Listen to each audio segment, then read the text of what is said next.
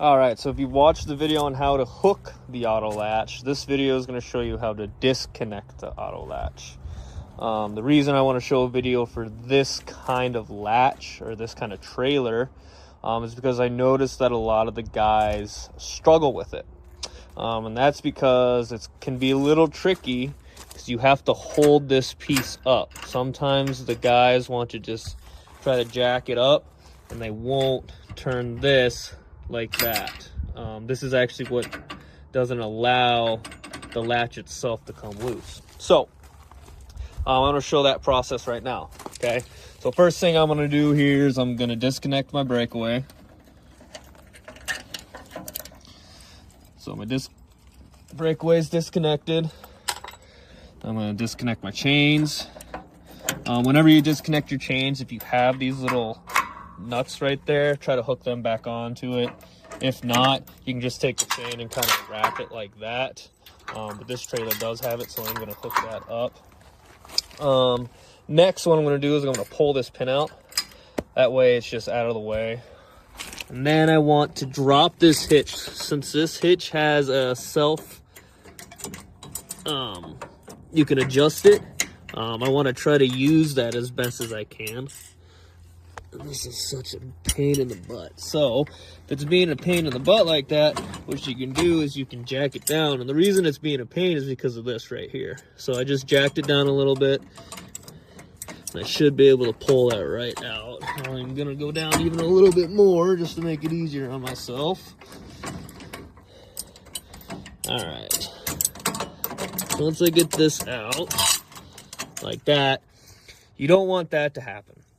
So you want to make sure you move these chains out of the way so it can hit the ground where it needs to be. Okay, so now I need to line those holes up. So I'm actually going to go up with it a little bit.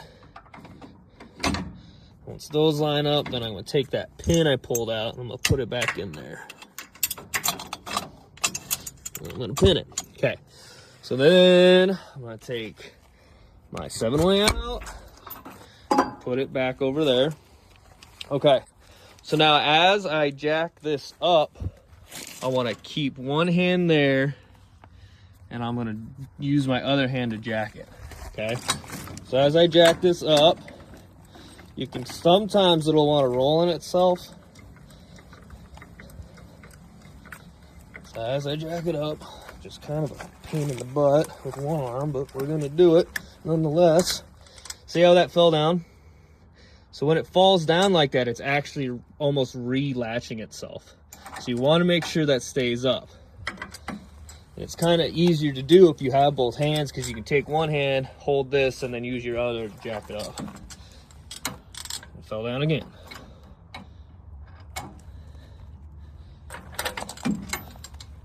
So it's starting to come up. That's why it's becoming a pain in the butt. So I'm actually set my phone down. Hopefully in a good angle where I can get this. Let's see if I can't get it to come off.